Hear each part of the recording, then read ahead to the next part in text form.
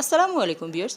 Monetization apply করার জন্য YouTube আমাদের একটি টার্গেট দিয়েছে, সেটা হলো 1000 সাবস্ক্রাইব এবং 4000 ঘন্টা ওয়াচ টাইম। তো আমরা যখন এই টার্গেটটি পূরণ করে ফেলি তখনই কিন্তু আমরা মনিটাইজেশনের জন্য ইউটিউবের কাছে অ্যাপ্লাই করি।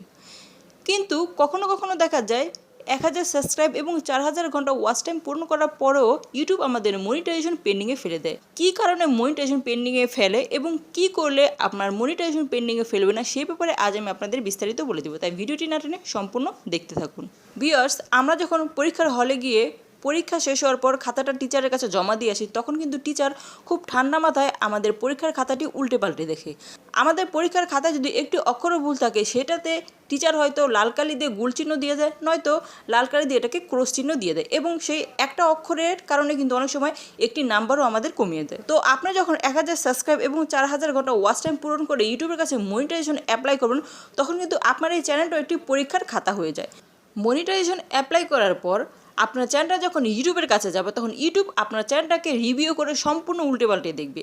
আপনার চ্যানেল শুরু থেকে শেষ পর্যন্ত আপনি কীভাবে কাজ করেছেন, কীভাবে এই টার্গেটটি পূরণ করেছেন সেটা সম্পূর্ণ তারা রিভিউ করে দেখবে। ইউটিউব আপনার চ্যানেলটি রিভিউ করে যদি দেখতে পারে আপনি তাদের নিয়মের বাইরে গিয়ে তাদের নিয়মকে ব্রেক করে কোনো কাজ করেছেন, তখনই কিন্তু ইউটিউব আপনার চ্যানেলের মনিটাইজেশন সেটা পেন্ডিংয়ে ফেলে দেয়। কী কী কাজ করলে চ্যানেলের মনিটাইজেশন পেন্ডিংয়ে পড়ে এবং কী কী কাজ করলে মনিটাইজেশন পেন্ডিংয়ে পড়ে না সেই ব্যাপারে আজকে আমি আপনাদের ক্লিয়ার করে দেবো। ভিডিওটি খুবই গুরুত্বপূর্ণ হতে যাচ্ছে, আপনারা মনোযোগ সহকারে শুনুন। প্রথমত হলো ইউটিউব ফলো করবে আপনার চ্যানেলে কোনো কপিরাইট স্ট্রাইক কিংবা গাইডলাইন স্ট্রাইক আছে কি না, এবং সেটা কিভাবে এলো, এবং আপনি যে কন্টেন্টগুলো তৈরি করছেন সেটা কি একান্তই আপনি নিজের নাকি সেখানে অন্যেরও কন্টেন্ট মেশানো আছে। এরকম যদি থাকে তাহলে আপনার মনিটাইজেশন পেন্ডিংয়ে চলে যাবে। তারপর যেটা হলো ইউটিউব আপনার চ্যানেলের নিশ চেক করবে, মানে আপনার চ্যানেল যে ক্যাটাগরি সেই ক্যাটাগরি অনুযায়ী আপনার চ্যানেলে কী কী ভিডিও আপলোড হচ্ছে।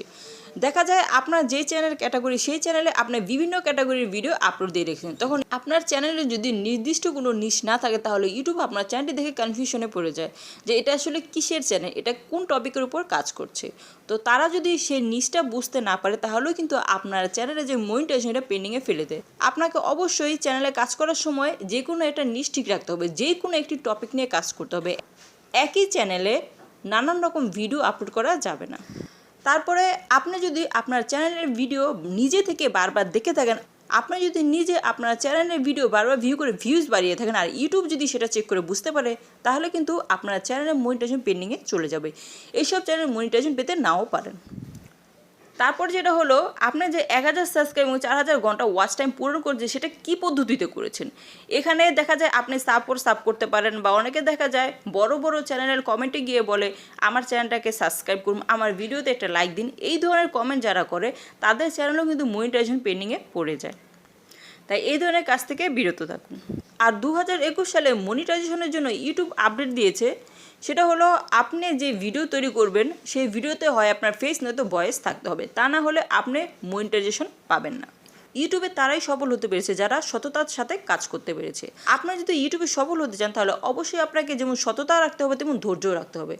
আপনি যদি সততার সাথে কাজ করতে পারেন, ইউটিউবের যে গাইডলাইনগুলো আছে, যে নিয়মকানুনগুলো আছে, সেই নিয়মকানুনের মাঝে থেকে যদি আপনি কাজ করতে পারেন তাহলে আপনি অবশ্যই সাকসেস হতে পারে। কিন্তু আপনি যদি দ্রুত বড় হওয়ার জন্য সততার বাইরে গিয়ে কাজ করেন তাহলে তো আপনার চ্যানেল মনিটাইজেশন পাবেনই না, এবং আপনার চ্যানেলটিও যে কোনো মতে সাসপেন্ড হয়ে যেতে পারে। সচেতনভাবে কাজ করতে হবে, তাহলে দেখবেন আপনি মনিটাইজেশনও পাবেন এবং আপনার যে পরিশ্রম করবে চ্যানেলে সেটাও বৃথা যাবে না, এবং আপনি একটু দেরি করে হলেও অর্থ ঠিকই উপার্জন করতে পারবেন।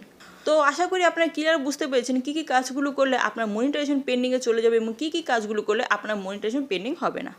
তো ভিডিওটি ভালো লাগলে অবশ্যই লাইক দিয়ে আমার চ্যানেলটাকে সাবস্ক্রাইব করে পাশে থাকা বেল আইকনটি বাজিয়ে দেবেন। আল্লাহ হাফেজ।